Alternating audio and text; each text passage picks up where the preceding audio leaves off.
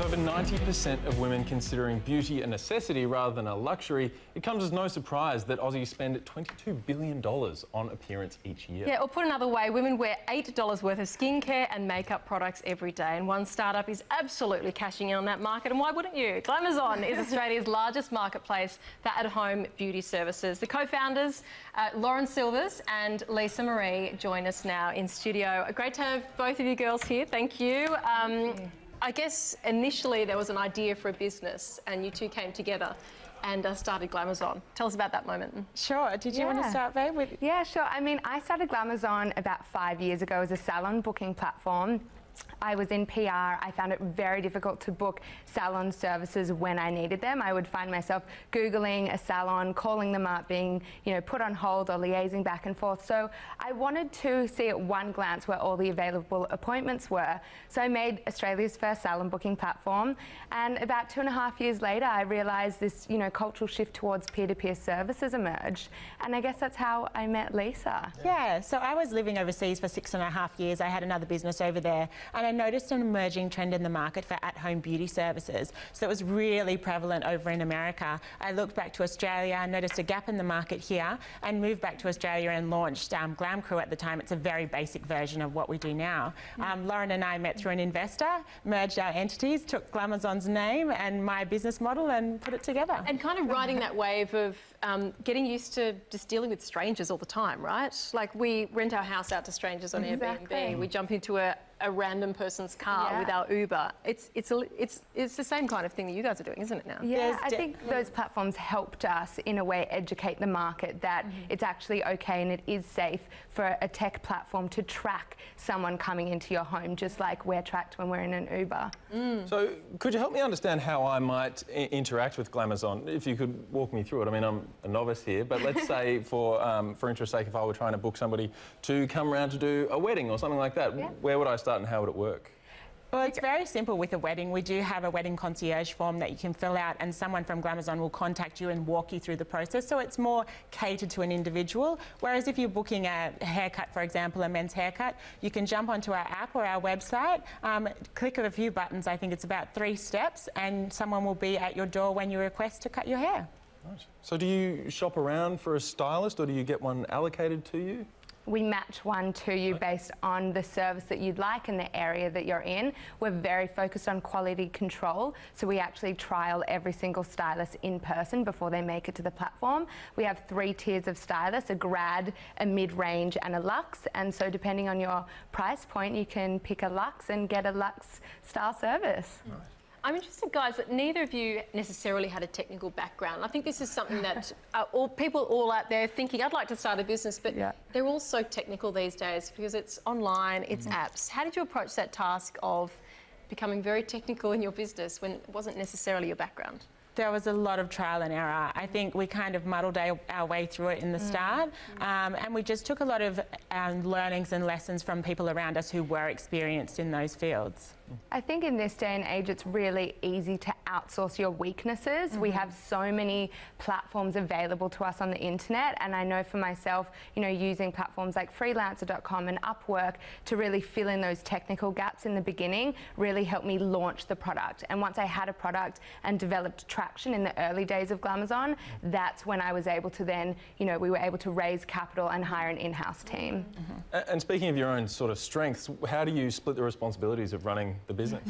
We have very different skill sets, so we kind of naturally fell into our places. I have a business background and have done so for a long time, so I do all of the business operations, and I'm more in the operations of finance, legal, that sort of thing.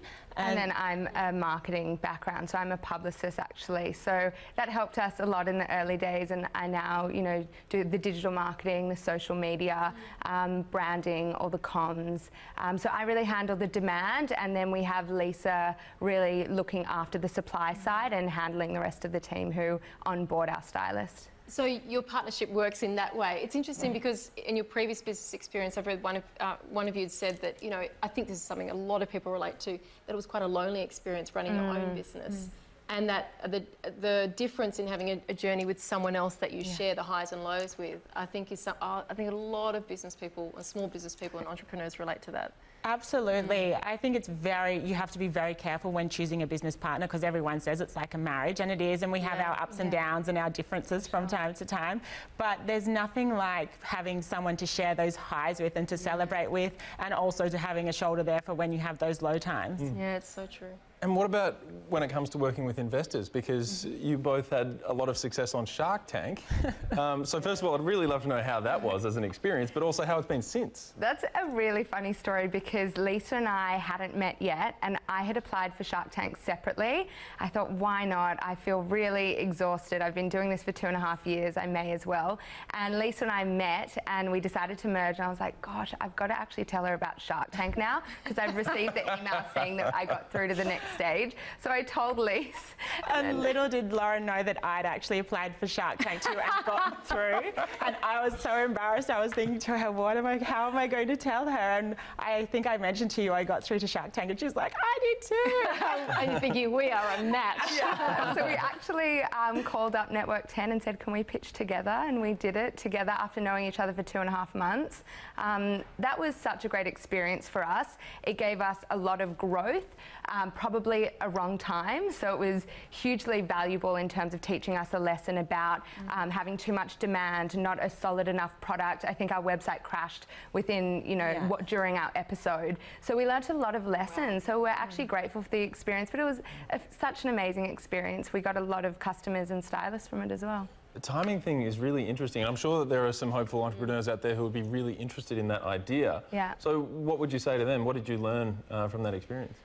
In terms of learning about timing, I think that if we had solidified our product a little bit better, we would have been more geared up to handle that kind of I guess, traction and demand, but we couldn't have prepared for 1.7 million viewers. We just didn't realise it was going to be that big.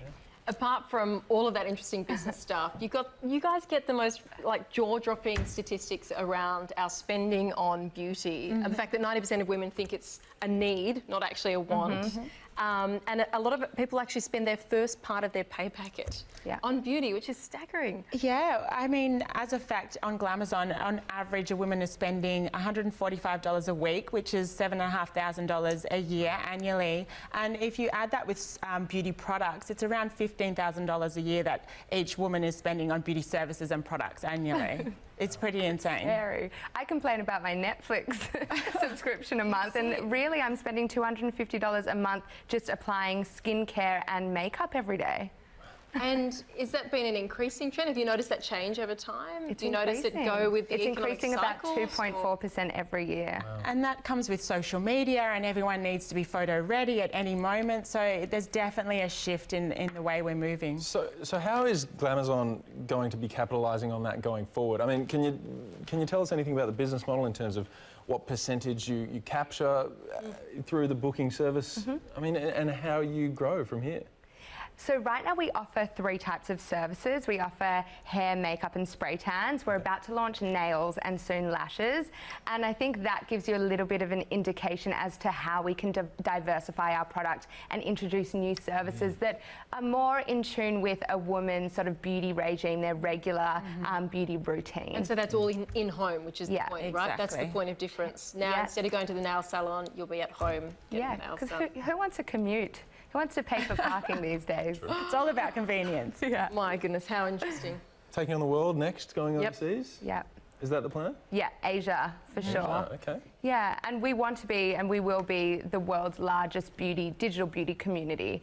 And in doing so, we'll be able to deliver not only services to your door, but products to your door, content, inspiration. Amazing. Lauren, thank you so much. And Lisa, great to have you both on the show tonight. Thank you, and very best of luck. How interesting.